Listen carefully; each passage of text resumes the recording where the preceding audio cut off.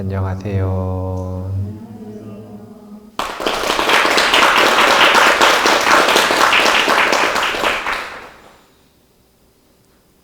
오늘은 불교입문 교재 9강에는 보살의 길에 대한 공부를 할 거예요. 그래서 지난 시간까지 이제 믿음의 요소와 이해의 요소를 공부한 다음에 실천을 할 때 무엇을 실천할 것인가 라고 하는 것을 지난 시간에 첫 번째로 했고, 이번에는 이제 보살은 어떤 실천을 하는가 라고 하는 보살 수행에 대한 이야기를 첫 번째 시간에 하는데, 첫 번째가 보살의 마음인 자리이타라고 하는 보리심에 대해서 배우고, 두 번째가 보리심의 실천 수행인 육바라밀에 대해서 배우고, 그리고 마지막으로 보살이 인간관계를 어떻게 맺는가 라고 하는 것에 대해서 사서법을 공부를 할 겁니다. 꽤 많은 목표인데요. 빨리 공부해 보도록 하겠습니다. 170페이지부터 보겠습니다. 일단 보살이라고 하는 말이 어떤 말인가 라고 하는 걸 170페이지 맨 아랫문단 한 문단을 읽어볼 건데요. 같이 읽겠습니다.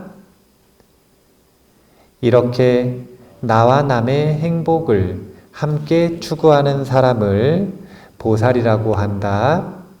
보살은 보리살타를 줄임말로써 지혜, 보리를 추구하는 중생, 살타라는 뜻이다.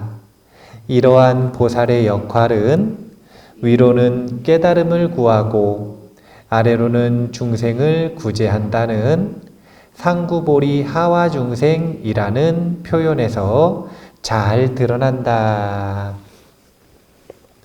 일단 보살이라고 하는 말이 어떤 말인가 라고 하면, 원래 보살은 부처님 당시에도 보살이라고 하는 존재가 있었는데 이제 팔리어로는 보디사tta 이럽니다. 그래서 이게 보리살타인데 음역한 거예요. 음역. 산스크리트어로는 보디사트바 이러거든요. 그러니까 보디사트바든 보디사tta든 이것을 한문으로 음역을 할 때 보리살타 이렇게 음역한 겁니다. 그런데 이것을 의미 단위로 나누면 보리하고 살타로 나뉘는데, 요 살타는 중생이라는 뜻이에요. 중생은 중생인데 어떤 중생이냐면, 사실은 이 보리를 지금 불교인문에서는 지혜라고 표현을 했지만 용기 있는, 용맹한 이렇게 번역하기도 합니다. 그래서 깨달음으로 나아가기 위해 지혜를 추구하는 중생이라고도 하고, 이 보디, 깨달음으로 나아가는 용기, 용맹함이 있는 중생들을 보디사tta, 보살이라고 부른다.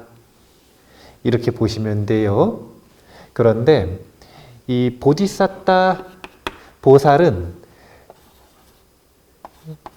정체성이 있는데 그걸 뭐라 그러냐면 보리심이라고 하는 거예요. 이제 우리가 지난 시간에 계율에 대해서 공부할 때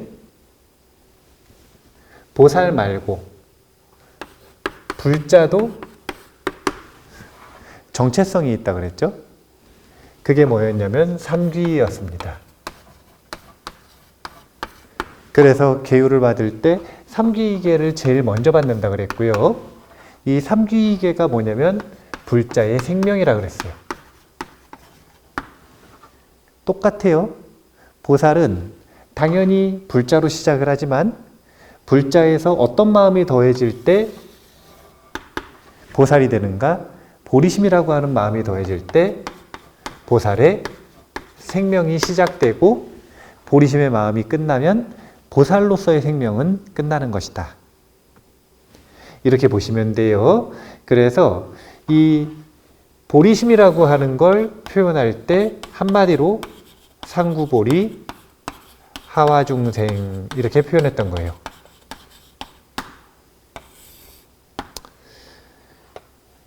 아래로 중생을 구제함으로써 보리를 구한다 라는 뜻입니다. 자, 보살은 이렇게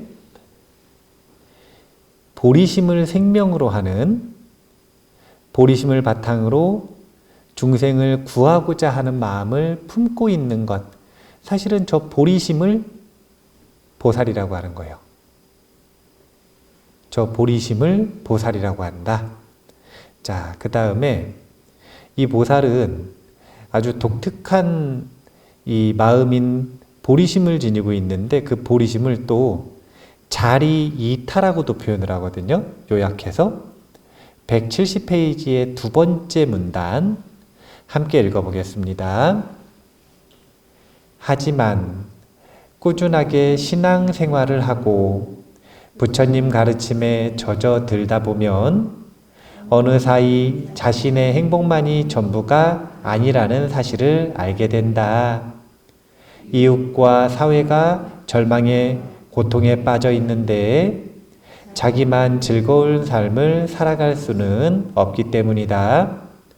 그래서 자신의 이익과 행복을 바라는 동시에 다른 사람의 이익과 행복도 함께 추구하는 기도와 신앙생활로 나아가게 된다.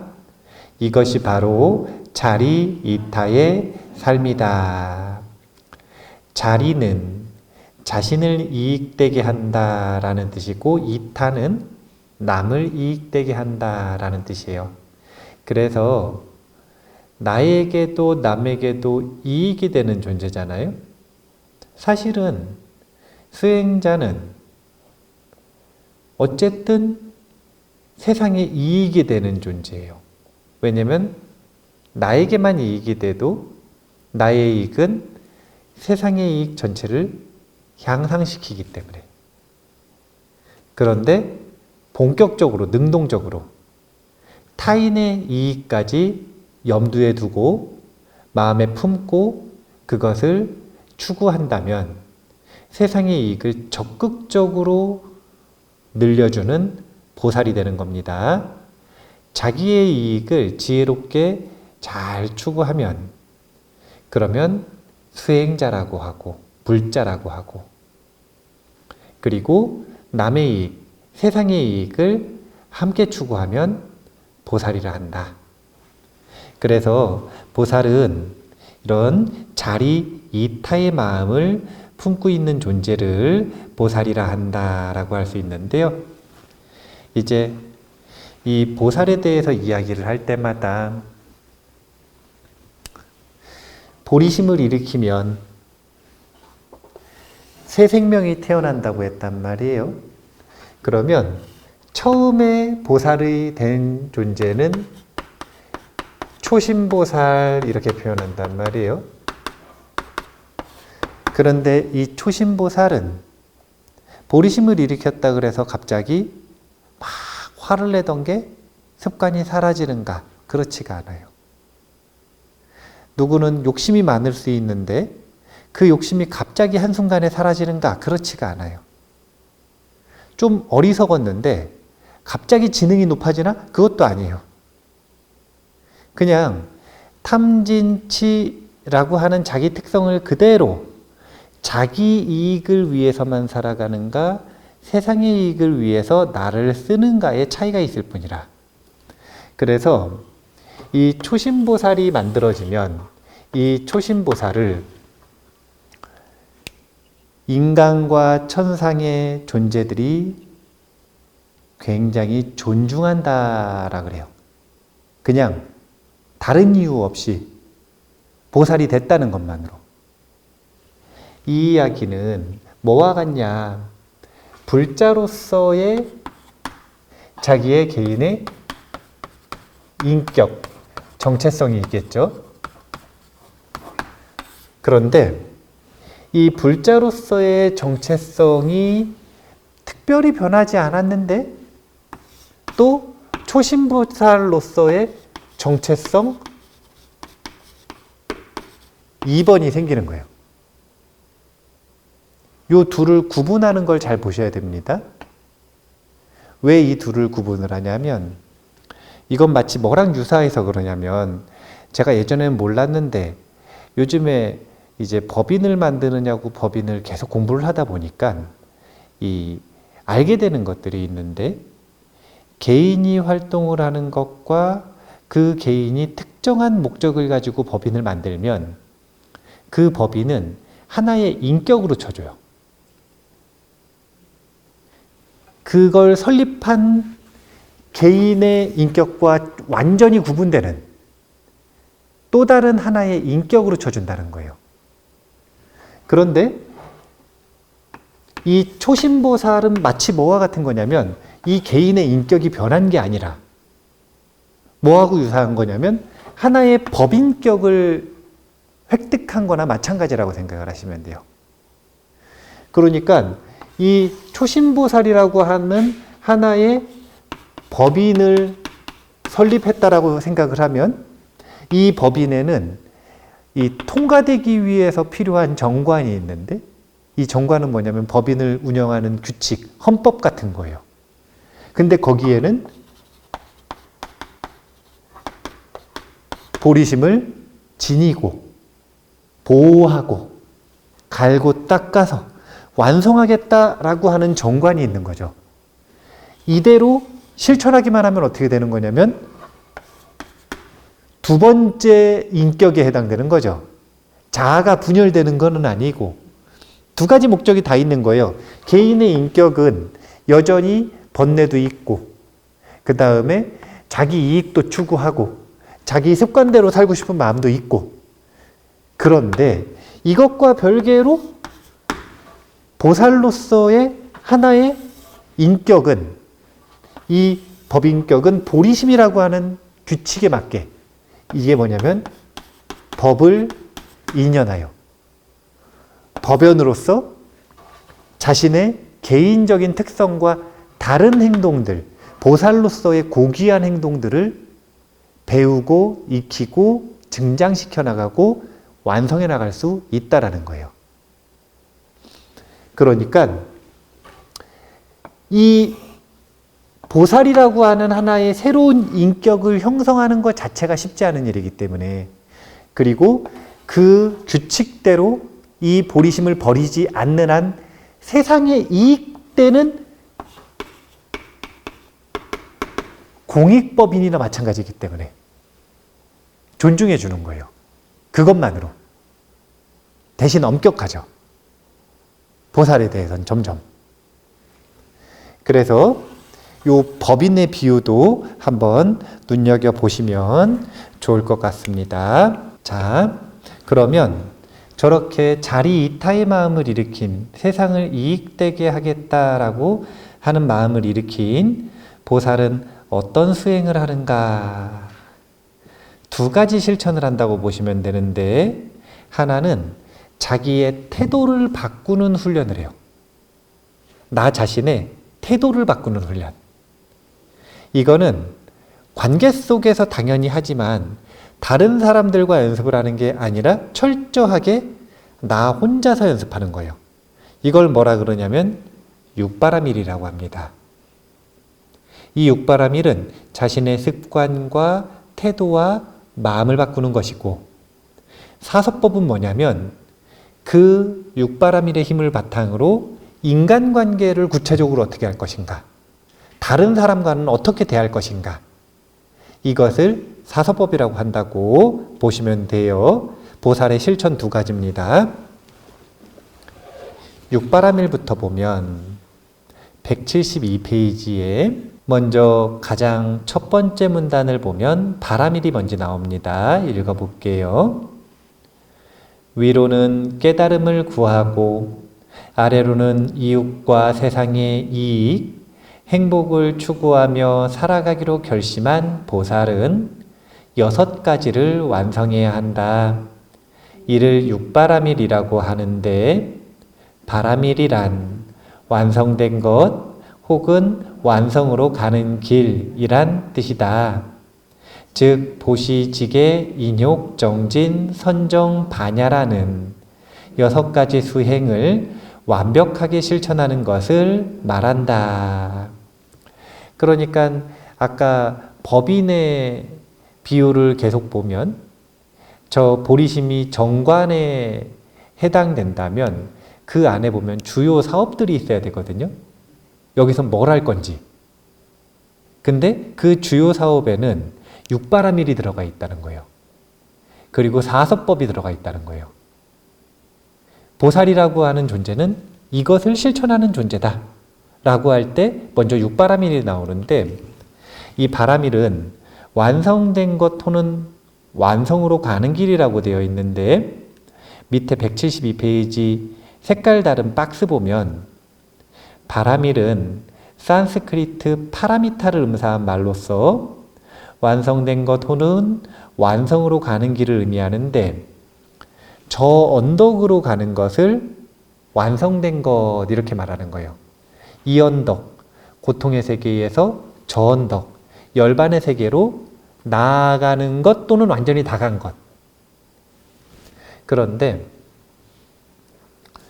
이제 수행 단체에 가면 어떤 수행자는 일주일만 하면 성과가 나고, 어떤 수행자는 1년을 해도 안 되고, 또 어떤 수행자는 3년이 지나도 안 되는 경우도 있어요.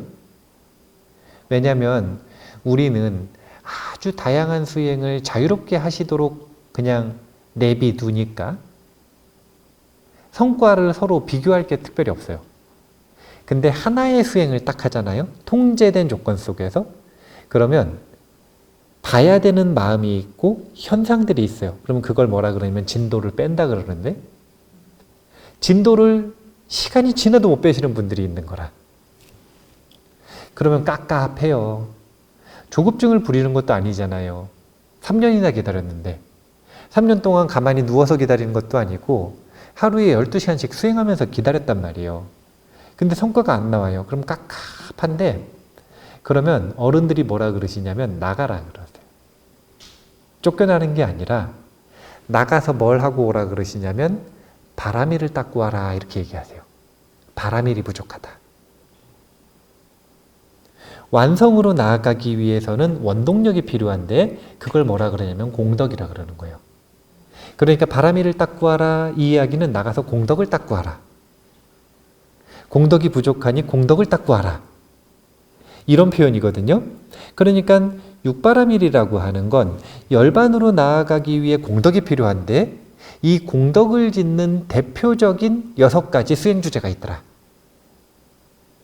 이렇게 보시면 돼요. 그래서 육바라밀을 하나하나 한번 보면, 먼저 보시바라밀이 있죠. 보시바라밀 한 문단 읽어보도록 하겠습니다. 보시는 상대방이 필요로 하는 것을 아낌없이 베풀어 상대방을 기쁘게 함과 동시에 자신의 마음속에 깃든 인색함을 없애는 행위다. 이제 문장을 딱 정확하게 나눠야 되는데, 첫 번째는 뭘 주냐면 상대방이 필요로 하는 것을 줍니다.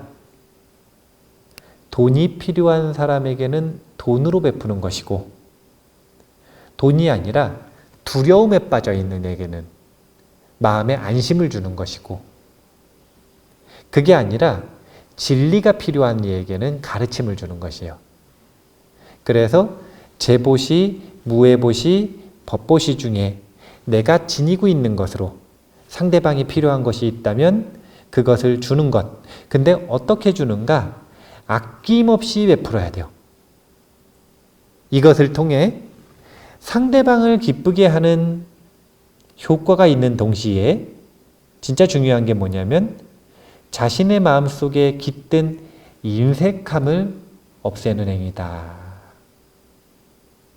이게 제일 중요한 거예요. 인색한 마음이라고 하는 건 우리의 마음을 점점 좁게 만들어요. 그리고 좁은 마음에서는 깝깝해요. 힘들어요. 선한 마음이 자랄 수가 없어요. 그래서 큰 스님들이 나가셔가지고 바람이를 닦고 오시라 라고 하는 이야기는 사실 구체적으로 뭘 하고 오라고 하시는 거냐면 보시바라미를 실천하고 오라고 하시는 거예요. 자신이 재산이 있다면 그 재산을 사회에 환원하는 것으로서 공덕을 짓는 것이고, 자신이 재산이 없으면 이제 자신의 땀과 시간과 에너지를 투자해서 봉사하는 것으로서 무외시죠. 무외시로서 보시를 하는 것이에요. 그런 식으로 이 보시바라미를 실천을 하면 마음의 인색함이 점점 다스려져서 어떻게 마음작용이 일어나냐면 마음이 점점 넓어집니다. 이 육바라미를 제가 하나하나 마음작용과 어떻게 연결이 되는지를 한번 설명해 볼게요. 보시바라밀의 핵심은 좁은 마음을 여는 것, 이것이 핵심입니다. 생각해 보세요. 방이 3평이라. 그러면 그 3평 방에서 할 수 있는 게 많겠어요? 아니면 6평이 되면 할 수 있는 게 많겠어요? 6평도 좁다고 생각하셨죠? 하지만 3평일 때랑 생각하면 2배거든요. 무려 100% 커진 거예요. 그럼 할 수 있는 일이 무궁무진해집니다.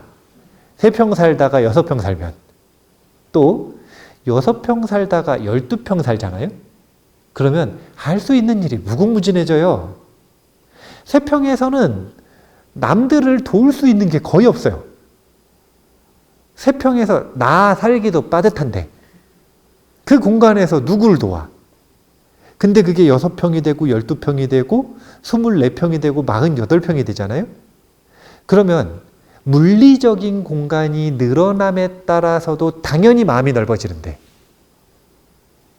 자기 마음의 인색함이 해결되어서 마음이 광대해지기 시작하면 그 마음 속에서 얼마든지 다양한 선의 작용들이 일어나는 거예요. 마음을 열어야 되는데 대부분의 사람들이 마음을 잘 못 열어요, 요즘 현대인들이. 왜 그런가 봤더니 다른 게 아니라 과거의 경험 속에서 마음을 열었다가 마음을 닫힌 경험들이 있는 거예요. 그래서 그냥 마음을 여는 것에서 끝나면 안 되고 약간 보완을 해야 돼요. 그게 뭐냐면 지게라. 지게는 뭐냐면 마음에다가 필터를 두는 거예요. 그래서 이 필터에 걸리는 거친 나를 불편하게 하는 존재들은 못 들어오게 인연을 막아버리는 겁니다. 계율을 지키면 안타깝게도 술 마시던 친구들하고 인연이 멀어져요, 안 멀어져요? 도박하던 친구들하고 인연이 멀어져요, 안 멀어져요? 멀어지게 되잖아요. 만나면 계속 거짓말을 하던 친구가 있어 봐요. 그럼 점점 거리가 멀어질 수밖에 없어. 우리가 이제 뭐 이것저것 훔치는 걸 좋아하던 사람들이 있다고 치면 그 사람들하고의 인연이 멀어질 수밖에 없어. 이게 뭐냐면 필터를 마음에다 단 거예요. 마음을 열고 끝나는 게 아니라 아무거나 들어오면 너무 상처가 많으니까 거기에 필터를 딱 치는 겁니다. 그래서 마음을 보호하는 게 지게바람이에요. 그런데 필터를 아무리 촘촘하게 쳐도 근데 계율이 많으면 또 불편하잖아요. 그러니까 제가불자들은 엉기성기 쳤어. 계율이 5개밖에 없으니까. 출가자는 250개나 되니까 엉기성기 쳤잖아요. 친 게 아니라 아주 세밀하게 쳤잖아요. 그러니까 보호를 잘 받는데 대신 250개나 지켜야 되니까 불편하죠. 근데 제가불자들은 이제 조금 대략 천 대신에 이제 보호를 좀 덜 받아요. 그럼 어떻게 되냐면은 여기를 뚫고 들어오는 존재들이 있어. 내 마음을 열었을 때 안 왔으면 좋겠는 불청객이 들어와요. 인욕바람일은 이 불청객을 견디는 훈련이에요. 불청객을 견디는 훈련을 하는 걸 인욕바람일이라고 하고,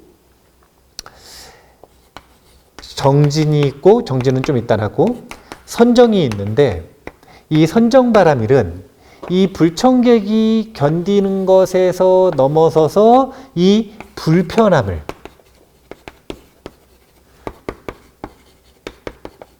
소화시키는 마음작용이에요. 이 불편한 게 사람에 대한 오해든 감정이든 아니면 나 스스로에 대한 오해와 감정이든 관계없이 마음에 들어와 있는 이 불편함을 진정시키고 소화시키는 게 선정바람일이에요. 그러면 마음이 고요해질 거 아닙니까? 이제 그 힘으로 반야바람일은 마음으로 명료하게 세상을 바라보는 작용을 하는 것이 반야바람일이에요. 정진은 왜 빼놨느냐? 모든 바람일을 부축해주는 작용을 하는 것, 지탱해주는 작용을 하는 게 정진바람일이에요. 나머지 모든 바람일, 공덕을 지탱하고 부축해주는 역할을 하는 게 정진바람일이다. 그래서 보살은 고통의 세계에서 열반의 세계로 나아가는 바람일을 완성하기 위해 공덕을 쌓아야 되는데, 이 공덕을 쌓기 위한 첫 번째, 혼자서 내 태도를 교정하는 6가지 훈련 방법이 있더라. 이 6가지 훈련 주제를 갈고 닦으면 내 태도가 변하는 거예요. 세상이 변하는 게 아니라 내 태도가 변하는 겁니다. 이 6가지는 철저히 뭘 훈련하는 거냐면 자성에 있는 중생을 구제하는데 초점이 맞춰져 있는 거예요. 왜 이렇게 얘기하는가? 사서법은 이제 타인과의 관계에 밀접한 연관이 있어서 그래요. 근데 사서법으로 넘어가기 전에, 사서법 이따가 보시면 아시겠지만 결국은 사서법이 보시거든요. 전부 다. 사서법이라는 게 보면 4가지 인간관계, 다른 존재를 섭수하는 방법이에요. 어떻게 사람들이 내게 다가오게 할 것인가 섭수하는 방법. 그런데 다른 사람을 섭수하려면 방법은 하나밖에 없더라 이거예요. 주는 것밖에 없더라. 근데 그 주는 걸 4가지로 표현했을 뿐이에요. 사서법으로. 보시에 대한 이야기를 조금 더 안 할 수가 없는데 173페이지에 보면 아주 재밌는 비유가 있어요. 여기 빨간 글씨로 있죠. 불 나가지고 빨간 거예요. 자, 같이 한번 읽어보겠습니다. 어느 집에 불이 났다. 집주인은 불을 끄려다가 이미 늦었음을 알아차렸다. 그래서 서둘러 집안에 있던 값비싼 재물과 보석들을 끌어냈다. 집이야 어차피 타버렸지만 재물만 있으면 다시 좋은 집을 지을 수 있기 때문이다. 그런데 이웃한 다른 집에서 또 불이 났다. 화마가 삼켜버린 집을 보며 당황한 그 집의 주인은 불을 끄겠다며 계속 허둥대다가 집도 구하지 못했고 집안의 재물도 전혀 건너내지 못했다. 이게 대지도론에 나오는 이야기거든요. 이 대지도론에서 보시에 대한 비유거든요, 이게. 여기서 불이 났대요. 이 불은 지금 뭐가 난 거예요? 이게 뭐냐면, 자, 집에 불이 났어요. 그러면 그 불은 이제 이 집이 다 타는 데 있어가지고 시간이 얼마나 걸릴 것 같으세요? 서너 시간이든 하루든 그 불을 끄지 못하는 한 어떻게 되는 거냐면 결국은 다 타버리는 거죠. 시한부잖아요. 불이 났다는 건 삶을 얘기하는 거예요. 우리의 삶은 불난 집과 같아서 다 타는데 이제 시간이 얼마 안 남았어요. 시한부라. 그러면 이 집에 불을 끄려고 보석을 가지고 이 불 끄는 데다가 애를 써야 돼요? 아니면은 값비싼 재물과 보석들을 밖에다가 갖다 놓고 일단 도망을 나와야 돼요. 물론 이제 생각을 하겠죠. 불을 끌 수 있으면 끄는 게 낫지 않나. 그렇겠죠? 그런데 요런 집에 불이 붙으면 끌 수가 있는데 삶이라는 집에 붙은 불은 못 꺼 어차피. 그러니까 이게 비유의 한계인데 끌 수 있지 않습니까? 라고 하는 건 착각이고 삶의 집에 붙어 있는 불은 끌 수가 없어요. 그냥 타는 걸 본래는 받아들일 수밖에 없어요.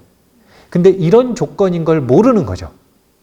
그래서 사람들은 이 삶이라고 하는 집이 타들어가는 것을 인정 못하고 자기가 가지고 있는 재물과 이 자기가 가지고 있는 보물들을 가지고 이 불을 끄겠다고 거기다가 다 쓰는 거예요. 그래서 불도 못 끄고 재물도 다 잃어버려서 다시 시작할 수가 없어. 다시 시작할 때 이제 거지가 된 거예요. 여기서 말하는 재물과 보물이 뭐냐면 공덕이에요. 왜 우리 보면 인생은 어차피 불타서 사라져버리는 건데 이 사라져버리는 인생에 대해서 집착해서 거기에다가 자신의 과거의 공덕과 심지어 어떤 사람들은 가족들의 공덕까지 가져다가 거기다가 전부 다 그 불타는 집을 지키기 위해 자신의 모든 공덕들을 투자해요. 그래가지고 어떻게 되냐면 불타서 같이 사라지는 거예요. 그게 아니라 재빨리 이 재물과 보석들을 가지고 밖으로 나와서 그걸로 그 재물과 보석들로 새로운 집과 또는 그 재물과 보석, 공덕을 더 지을 수 있는 방법을 우리가 생각을 해야 되는 거라. 이게 뭐냐면 쾌락을 쫓는 삶과 쾌락에서 벗어난 삶, 그리고 세상을 돕는 보살의 삶으로 구분이 되는 거예요. 우리 부처님의 생애를 공부할 때 부처님께서 쾌락을 쫓는 삶, 이것을 전반부에 사셨죠. 그러다가 쾌락을 떠난 삶, 이것을 추구하셨죠. 그리고 열반을 이루신 다음에는 뭘 하셨냐면 세상을 돕는 삶을 사셨어요. 그래서 부처님 당시에는 이 세상을 돕는 삶을 살아가는 것을 보살의 완성으로 보고 있는 거예요. 부처님의 생애를. 쾌락을 쫓는 삶, 중생이지만 지금 그럼에도 보리를 쫓는 마음이 있어요. 보살의 삶. 그런데 잘못된 길을 쫓다가 올바른 길을 쫓기 시작했어요. 그러다가 완성이 되니까 이제 보살로서의 삶을 살아가는 거라. 세 분 다 공통이 있어요. 그게 뭐냐면 불타는 집에 살고 있어요. 그런데 여기를 쫓는 사람들은 재물을 가지고 불타는 집에 불을 끄려고 그래요. 이 사람은 여기 불타는 집에서 떠났어요. 이 사람은 아주 더 독특해요. 떠나가지고 자기가 가지고 있는 재물로 뭐를 하냐면 재물이 점점 증장되도록 세상을 돕는 공덕행을 실천해요. 무엇을 할 것인가? 이것을 묻는 길 중에 하나로 보살의 삶을 이야기하고 있는 것이다. 자, 이 보시바라미를 인간관계에다 적용하면 사서법이라고 했습니다. 183페이지 사서법 두 문단 같이 읽을게요. 사람은 태어나는 순간부터 가족이라는 공동체 안에 속한다. 그리고 삶을 마칠 때까지 크고 작은 공동체를 떠날 수가 없으며 숱한 사람들과 관계를 맺고 살아간다. 그래서 사람들과의 관계가 진실하고 매끄럽지 못하면 살아가기가 힘들다. 경전에서는 사람들과의 관계를 잘 이어갈 수 있는 방법으로 사서법을 든다. 사서법이란 대중을 포섭하는 4가지 법을 말한다. 이 사서법은 부처님께서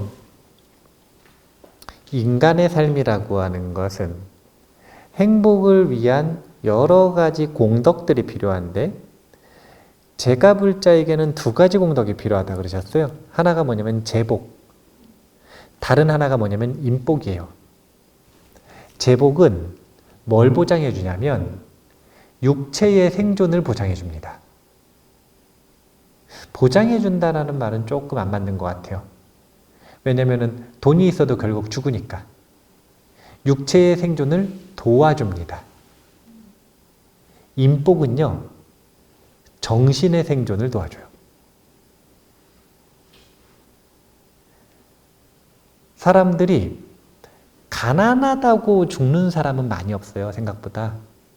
근데 외로우면 죽어요. 외로우면. 이유는 다른 게 없고 육체의 생존이 어려워가지고 못 먹고 살잖아요. 그럼 나라에서 좀 도와주거든요. 그 주변에서도 도와주고 그건 도와줄 수가 있으니까.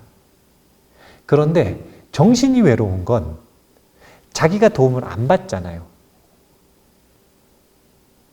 그러니까 도와줄 수가 없어요. 그래서 고립된 채 죽음을 맞이하는 거예요.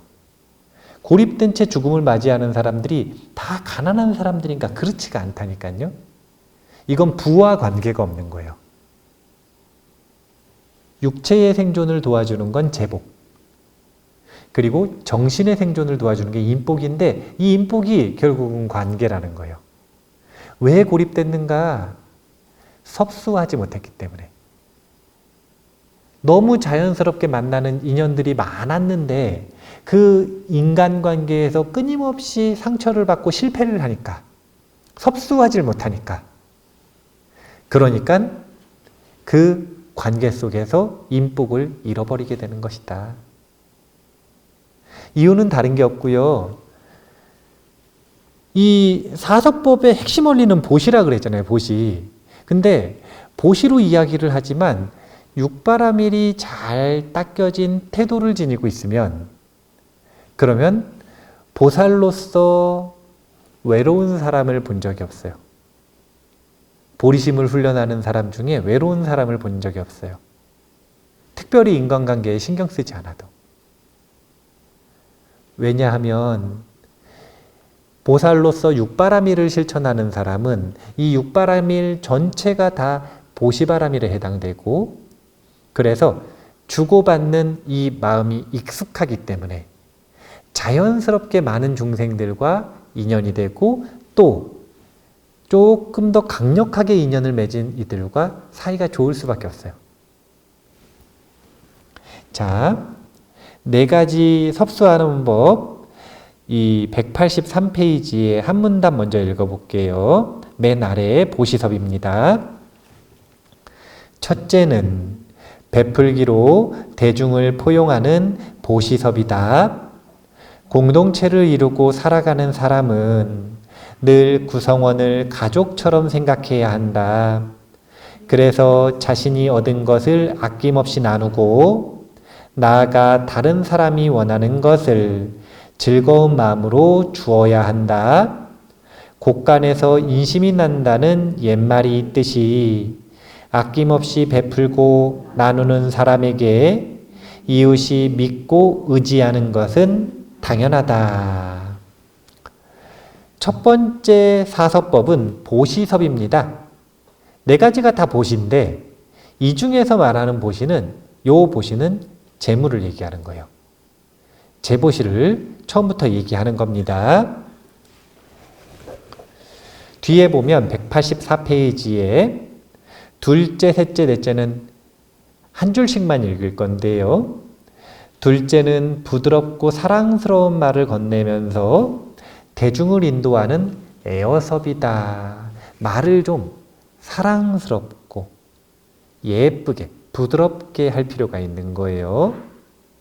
공자님은 교원 영색을 참 경계하셨다 그래요. 말 잘하는 존재는 사기꾼이다 이거죠. 그러니까 우리가 인간관계를 할 때 누가 이유 없이 자신에게 잘해주면 사기꾼이라고 생각을 하시면 되긴 되는데 근데 그것과 별개로 자기 훈련을 할 때는 교원 영색, 이 얼굴과 말을 꾸미는 건 사기꾼이라고 했다고 그렇다고 말을 일부러 거칠게 하거나 나쁘게 하거나 그러는 건 또 아닙니다. 자기 훈련을 할 때, 보살의 훈련을 할 때는 부드럽고 사랑스러운 말을 건네면서 여기서 부드럽고 사랑스러운 말이 꾸민 말을 얘기하는 게 아니라 이것은 엄밀하게 뭘 얘기하는 거냐면 수위 찬탄을 얘기하는 거예요. 진심으로 그 사람의 좋은 면을 함께 기뻐하고 그 마음이 진심이기 때문에 마음에서 감탄이 나오는 거라 이게 찬탄이에요.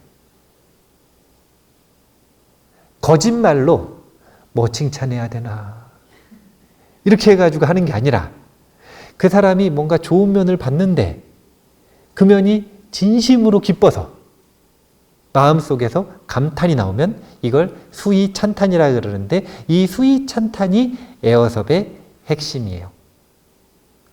자, 셋째는 이행섭입니다. 대중에게 이로움을 안겨주는 이행섭. 이거는 마음의 태도라고 보시면 돼요.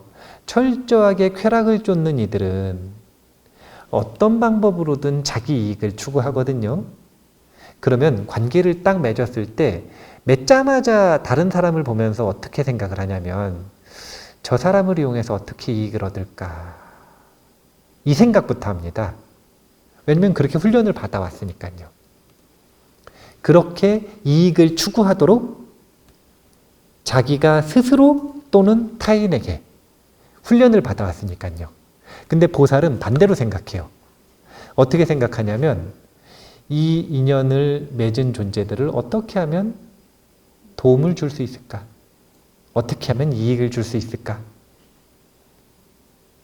이것을 생각하는 마음이 이행섭의 기본이고 그걸 실천하면 이행섭이라고 합니다. 여기까지도 지금 다 보십니다. 에어섭은 무외시에 속할 거고 이행섭은 무외시자, 제보시자, 법보시까지 전부 속하는 거예요. 이행섭이 되는 그 사람에게 이익이 전부 다르니까. 아까도 얘기했다시피 재물이 필요할 때는 재물로 도와줘야 되고 그게 아니라 마음을 안심시켜줘야 될 때는 안심시켜줘야 되고 법이 필요할 때는 법으로서 도와줘야 되기 때문에 이 넷째가 제일 중요한 건데요. 그게 뭐냐면 동사섭이에요. 이 동사섭은 뭐냐면 상대방이 하고 싶은 걸 함께 해주는 겁니다. 이제 우리 군대 가면은 축구를 많이 차요. 그런데 지휘관이 축구를 좋아하잖아요. 그러면은 지휘관이 끝내고 싶을 때까지 축구가 끝나질 않아. 제가 뭐까지 봤냐면 이제 모 사단장님이 20골을 넣을 때까지 축구가 안 끝나는 경우를 봤거든요. 자, 봐보세요. 그러면 그 지휘관은 자신은 병사들과 간부들과 함께 시간을 보내준다고 생각을 할까요, 안 할까요? 근데 이게 동사섭이에요? 아니라는 거예요. 동사섭은 자기가 하고 싶은 걸 하는 걸 동사섭이라고 하지 않고 그 사람이 하고 싶은 걸 내가 나의 시간을 포기하고 그 사람에게 시간을 줘서 그 사람의 관심 주제를 함께 해주는 것. 이걸 동사섭이라 그래요. 그래서 제가 부모님들한테 자녀들과의 관계를 좋게 만드는 방법 중에 대표적인 걸로 동사섭을 얘기합니다. 게임하는 걸 그렇게 싫어하지 말고, 그렇게 싫어하면 선생님도 안 되고 부모님으로서의 위실력도 잃으니까 차라리 게임을 같이 해라. 그러면 친구라도 된다. 그러면 어떤 관계로든 섭수하는 거잖아요. 섭수, 사섭법. 그 중에서 이 동사섭은 내가 가지고 있는 가장 귀한 걸 주는 거예요. 그게 뭐냐면 시간. 시간. 동사섭. 그래서 184페이지 맨 밑에 보면 요약을 하는데 자신이 가진 것을 기꺼이 나누고, 이게 뭐냐면 보시섭. 부드럽고 다정하며 진심이 담긴 말을 건네며 애어섭. 상대방에게 이로운 방향으로 행동하고 이행섭. 나아가 상대방과 같은 입장에 서서 일을 한다면 동사섭. 그가 속한 공동체는 단단해질 것이다. 그리고 이런 가운데 새 속에서의 그의 삶은 더욱 행복하고 즐거워질 것이다. 시간이 다 됐네요. 오늘 첫 번째 시간에는 보살의 삶을 배웠습니다. 보살의 정체성, 보살의 마음이 보살의 정체성 아닙니까? 그거 보리심이라고 한다. 핵심 내용은 자리있다. 상구보리 하와중생. 그럼 이거를 구체적으로 어떻게 실천할 것인가? 나 혼자 내 말과 내 행동과 내 태도를 훈련하는 건 육바라밀. 그리고 그것을 활용해서 관계를 맺을 때 응용하는 것은 사섭법. 이렇게 구조화된 지식으로 생각을 정리하셔서 기억해 두시고 자신의 보살의 삶에 응용하시면 좋겠습니다. 혼자 있을 때는 육바라밀이요, 함께 있을 때는 사섭법을 억념할 것이다. 이렇게 기억하시면서 오늘 첫 번째 시간 마무리하도록 하겠습니다. 감사합니다.